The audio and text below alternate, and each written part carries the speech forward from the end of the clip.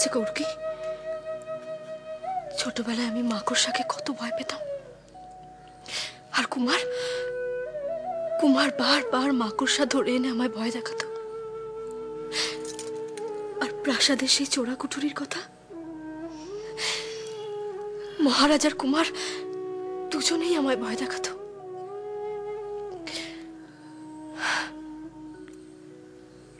সেসব দিনগুলো এখন কোথায় গেল কে জানে। খনার কথা তুমি ভাবো তো, অতটুকু একটা ছোট্ট মেয়ে খনা, সে যখন আজ সবকিছু জানতে পারছে, তখন তার মনের কি অবস্থা হচ্ছে। সে কি আদেও সবকিছু সহ্য করতে পারছে? ঐশিকা, ঐশিকা, কি হয়েছে রাজিমা? ঐশিকা, মহানামার শাস্তির বিধান হয়ে গেছে। ওর সুখ, শান্তি, উন্নতির জন্য প্রার্থনা করেছে। হ্যাঁ, মহানামা রাজতন্ত্রের বিরুদ্ধে বিরোধিতা করেছে এবং তার জন্য তার শাস্তি হয়েছে।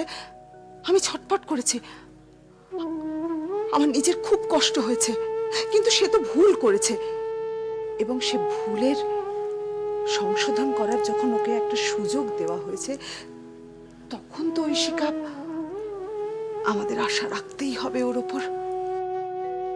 তুমি বুঝতে পারছো তো ঐশিকা, এটা এটা আমাদের রাজ পরিবারের সম্মান। কিন্তু রাজিমা, এই ধরনের ঘটনা কি কখনো চেপে রাখা যায়? আমি জানি চেপে রাখা যায় না, কিন্তু ঐশিকা আমাদের তো চেষ্টা করতে হবে।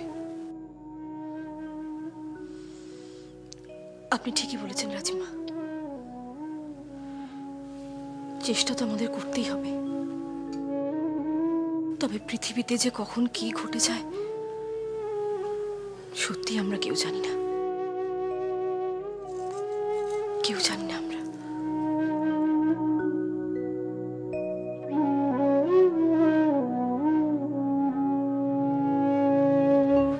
ব্যাপারটা বোঝার চেষ্টা করো ত্রিজটা।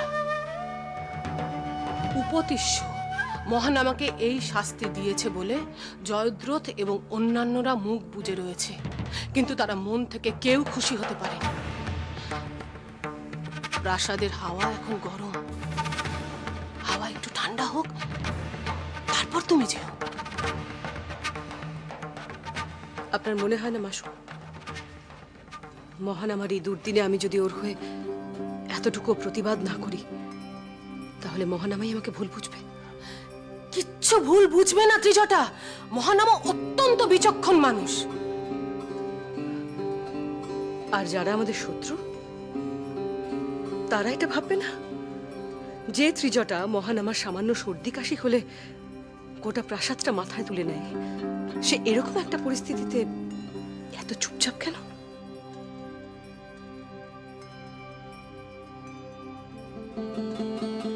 জানো ঋদ্ধিমণি, ছোটবেলায় আমি যখন খেতে চাইতাম না, তখন আমাকে কেউ জোর করে খাওয়াতে পারতো না। একমাত্র ভাই কাকাই আমাকে ভুলিয়ে বালিয়ে ঠিক খাইয়ে দিত। রাতের পর রাত ভাই কাকার কাছে বসে কত সুন্দর সুন্দর গল্প শুনেছি, কত রূপকথার গল্প, কত দেশের গল্প, কত যুদ্ধের গল্প। আর সেই ভাই কাকার সাথে একটা এমন দিন যাবে তা আমি কোনোদিনও ভাবতে পারিনি ঋদ্ধিমণি, কোনোদিনও না। এভাবে কেঁদো না খনা। ঈশ্বর যা করেন তা মঙ্গলের জন্যই করেন। তবু স্বামী একজন ভালো মানুষ, তার অন্তরে একটা নরম মন আছে।